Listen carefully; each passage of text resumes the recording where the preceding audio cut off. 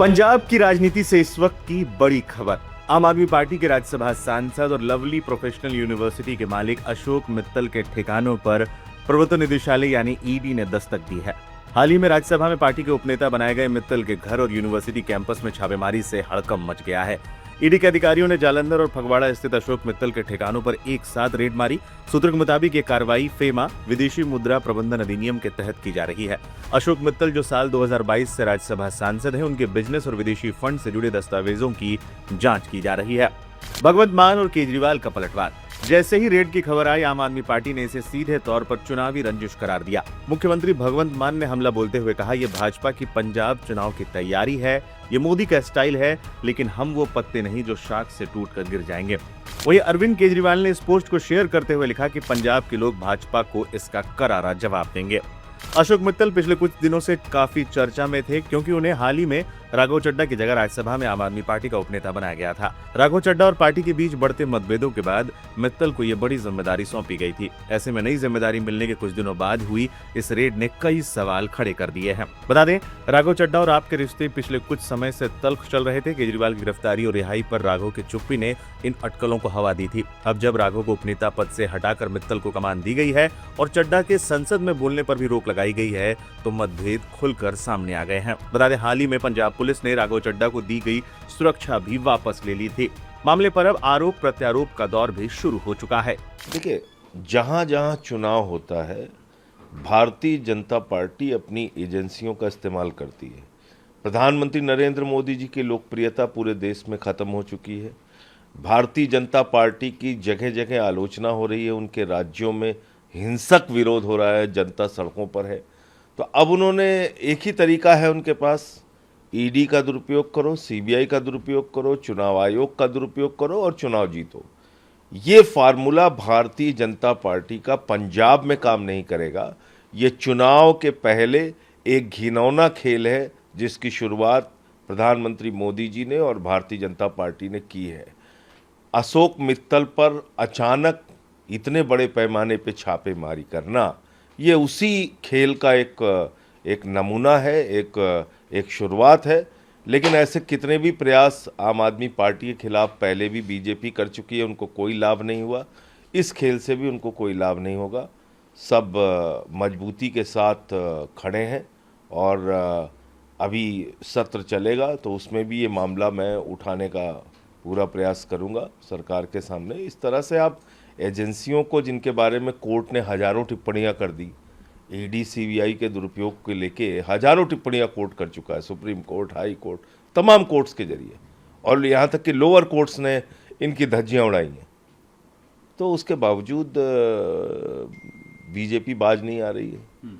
तो अशोक मित्तल पर जो कार्रवाई की गई है वो पूरी तरीके से राजनीतिक है, राजनीतिक दुर्भावना से भरी हुई है और एजेंसियों का दुरुपयोग करके चुनाव जीतने का जो खेल है उसका ही एक उदाहरण है। वो तो चलता रहेगा, बीजेपी का काम ही है ना ये।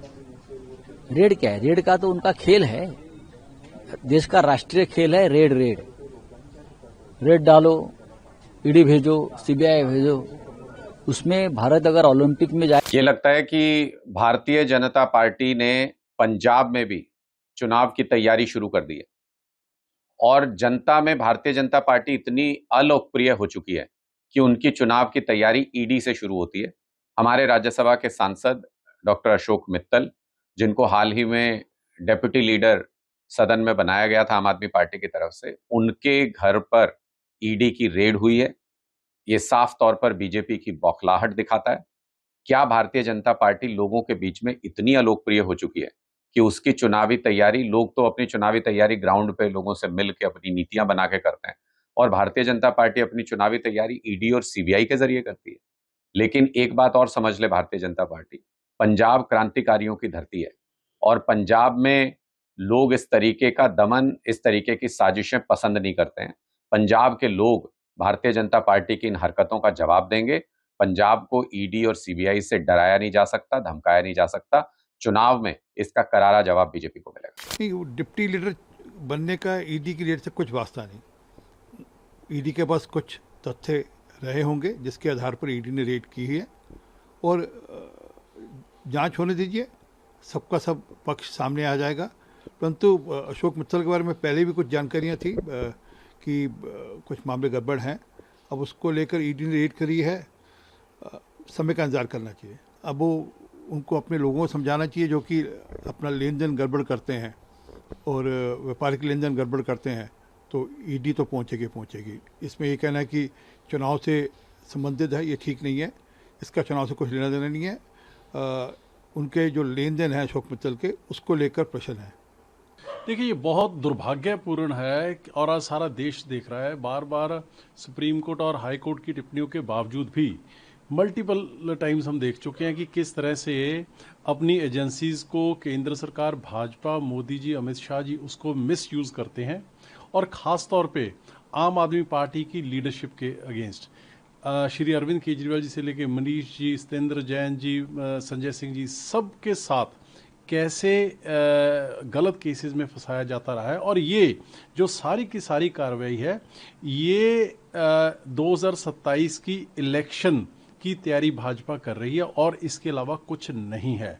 जैसे पहले वाले केसेस में ईडी और सीबीआई के को मुंह की खानी पड़ी है, इन केसेस में भी उनको मुंह की खानी पड़ेगी। मैं कृपया करके इनसे विनती करूंगा, पीएम साहब से और एचएम साहब से, कि ऐसा दुरुपयोग करके आप देश में डेमोक्रेसी खत्म करने का काम कृपया ना करें। उनको राघव जिस पोस्ट पे थे, डेप्यूटी लीडर के पोस्ट पे, उससे हटा के मुश्किल से हफ्ता डेप्यूटी लीडर बनाया गया था अशोक मित्तल जी को। उसके ठीक बाद ये हुआ है, तो क्या वहां भी कोई कनेक्शन आप देख रहे हैं? देखिए, अब अगर 2+2 किया जाए तो लगता तो है कि उससे पहले जो हम लोग बात कहते थे, चाहे वो राघव चड्ढा के बारे में कहते थे, अब उनको रिप्लेस करके अशोक मित्तल जी को बनाया गया है, तो साथ के साथ इनके ऊपर कार्रवाई शुरू होगी। तो इसका मतलब क्या हुआ कि उधर भी कनेक्शन जुड़े हुए थे और इधर भी हर किसी को जो आम आदमी पार्टी के साथ कंधे के साथ कंधा लगा के मजबूती के साथ खड़ा होने की बात करेगा, उसके साथ ऐसी ही कार्रवाई भाजपा और केंद्र सरकार करेगी जो कि अमानवीय है, जो कि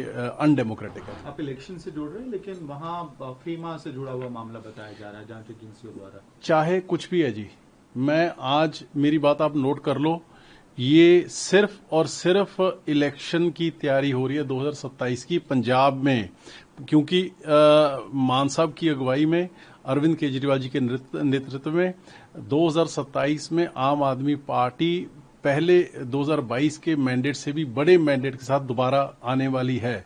इस चीज को ग्राउंड पे बीजेपी को कोई मुंह नहीं लगा रहा, इस करके वो अपनी ऐसी एजेंसीज को मिसयूज करके हमें दबाना चाहते हैं। लेकिन आम आदमी पार्टी, सारे कार्यकर्ता अरविंद जी के सिपाही हैं। ऐसी हल्की घटिया कार्रवाइयों को मुंह तोड़ जवाब भाजपा को 2027 की इलेक्शन में मिलेगा।